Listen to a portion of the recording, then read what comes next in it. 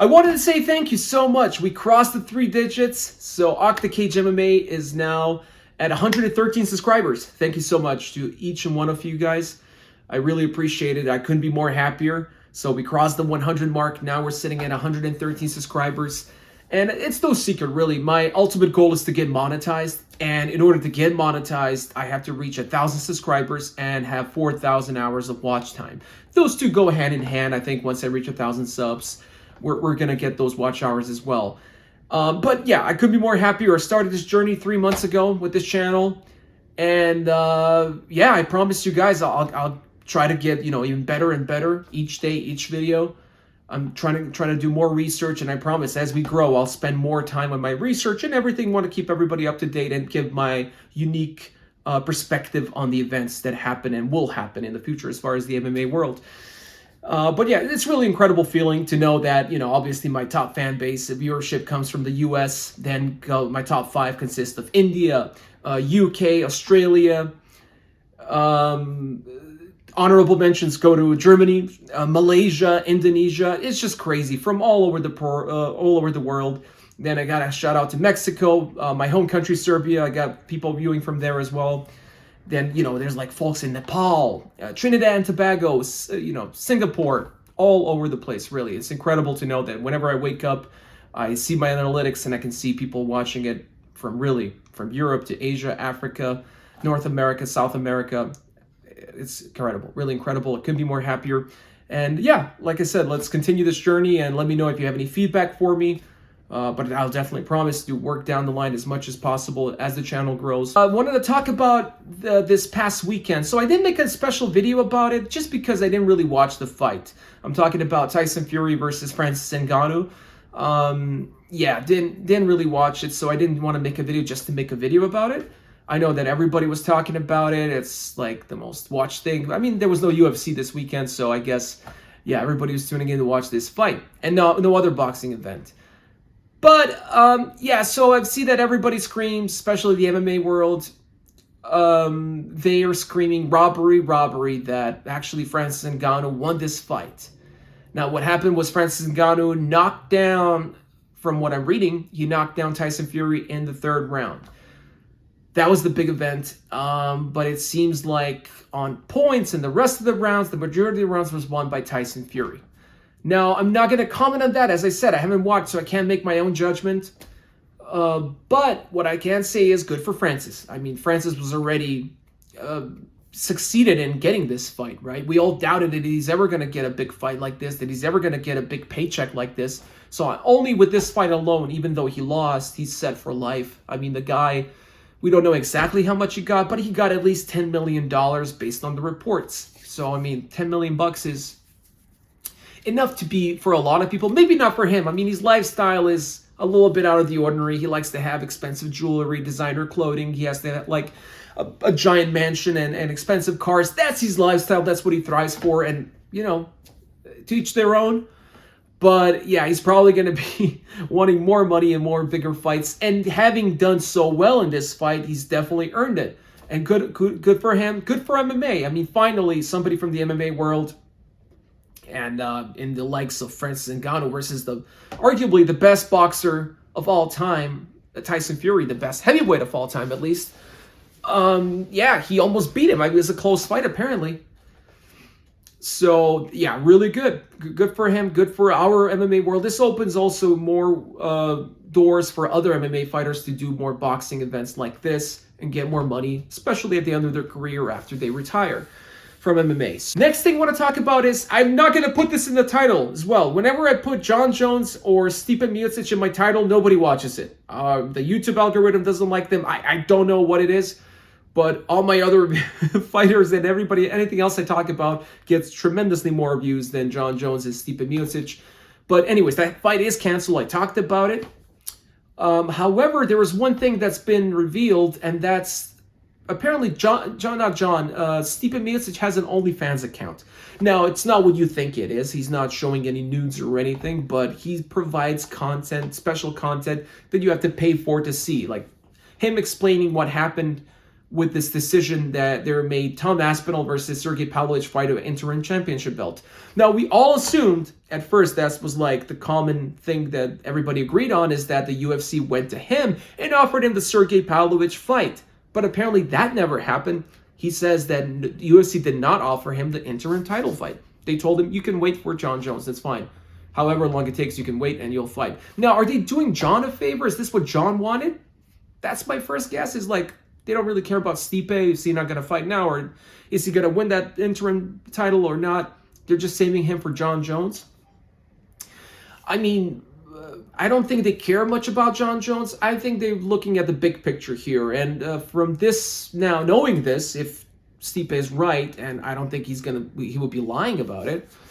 But if this is true, this means that this could be a potential where, yeah, they will both retire.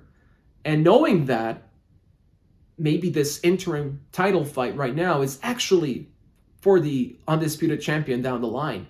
Because if they both retire after their match next year, John and Stipe, the interim champion will automatically become the undisputed champion. So this might be happening. This might be real. This is a thing. So this fight has maybe more significance than we think at first right now. So this makes really an interesting conversation, and we could be looking now at the future undisputed champion, the winner of this fight, Tom or Sergey. So yeah, we'll talk about it more as we get close, but I just can't mention it in the title. The upcoming fight night in Sao Paulo. We're fighting finally in Brazil. UFC is in Brazil, and now we don't have any like top fighters fighting, but we have a really good fight in Jailton Almeida versus Derek Lewis. So Derek Lewis is coming on a new contract right now. He signed an 8-fight deal after having a tremendous victory against Jailton's fellow Brazilian. He went with the flying knee. He didn't knock him out right with the flying knee, but he finished him up with the ground and pound. But Derek Lewis looked incredible. Looked really incredible, because if he lost that fight, his back was against the wall. If he lost that fight, he would have potentially been cut. He would have never re-signed. That was the last fight of his contract. We didn't even know that. But he earned his contract. He's not in his youngest years. He's 38 years of age, but he looks in the best shape of his life. And if he looks even, remotely as he looked in that previous fight, if he enters this fight in that kind of shape with good training, I think we're in for a really, really good match. Jailton Almeida, by the way, he first started in the UFC at light heavyweight. Then he moved up to heavyweight, and he hasn't lost since. He hasn't lost in the light heavyweight either. I think he has a loss from competing before the UFC. And that's only like 1 or 2 losses. I think it's 1 loss. But this guy is really good. He's got the same height, same reach. Now, obviously, I think Derek Lewis will be the bigger guy. He's usually the bigger guy compared to his opponent. But Jailton Almeida is very skillful. He can KO you. He can submit you. He knows it all. So I think we're in here for a banger. It's going to be a really good heavyweight fight. Now, like all heavyweight fights, I don't see it going the distance. But I think it will wrap up in the early stages in round 1 or 2. So, but we'll see. And then the other fight that I want to mention from that card is Caio Borralho. Caio Borralho, another Brazilian. I call him the Mystic Caio, because this is the only guy that kind of not only predicted Sean Strickland's win over Israel Adesanya, but he actually described how Sean is going to win. He predicted it tremendously. I even commented on one of his posts. I said, Mystic Caio. And he liked it. I got to be proud. Hey, I got an interaction from a real fighter. So kudos to him. I mean, that shows not that he's a good betting, guy, but I think he has a high fight IQ. And just like I talked about Jailton Almeida, Caio Borralho doesn't have any losses in the UFC. He has like 1 or 2 outside of the UFC. But ever since he entered the UFC, he's been on a win streak. He's got 4 wins in a row. This is his 5th fight. This could be potentially his 5th win in a row. And he's got a tough opponent. He's fighting Abus Magomedov. Just a reminder, Abus Magomedov, speaking of Sean Strickland, is the guy that Sean beat right before his title fight. And if you watch that fight, you will remember that Abus Magomedov beat the heck out of him in the first round. He clearly won the first round. He outstruck Sean. He kicked the hell out of him. He had a lot of kicks, but he also had some good punches. But he outstruck him, and then Sean, he just did what he does best in the second round. But in the first round, as far as the first round goes, this guy showed a lot of potential. He's only 1-1 in the UFC. He has a very long fighting history. He fought a long time before the UFC. He's got 25-8, I believe. So a ton of experience, very dangerous fighter. I think this is going to be a really good fight. Abuz Magomedov definitely has the height and the reach advantage, as Caio Borralho is the shortest middleweight to my knowledge. He's only 5'8". We got guys that are like at the bantamweight that are taller. Sean O'Malley is taller than Caio Borralho, just for reference. Obviously, he's got a bigger frame. He's really jacked. But yeah, we'll see how this goes. If Caio Borralho manages to get a win here, it smells like a main event next time for him. He might be on a pay-per-view card. We'll see. But let me know what you guys think. I'm just pretty much this topic. There's no specific topic in this video. Let me know what you guys think about this past weekend, about Francis Ngannou. Did you watch it? Did you like it? What do you expect for him to do next? Now, that's another topic that we can talk about. Is he going to box more? And the latest I seen, he had an interview with Ariel Helwani. He said that Deontay Wilder actually is training MMA. Then potentially they might meet in the future, probably in the PFL, as Francis is signed with the PFL. For a future fight with Deontay Wilder. If maybe one boxing, one MMA. I mean, there's a lot of opportunities for Francis right now. It's going to be exciting. And yeah, let me know also what you think about Stipe. See the UFC just sidelining Stipe. What are their true intentions? And will we potentially, UFC 295, get an actually uncrowned, undisputed champion in the making? If you like this video, give me a thumbs up. And if you're already subscribed, by the way, please share this with your family, friends, anybody that loves MMA. Let's spread the community, spread the word. And I'll see you guys in the next video.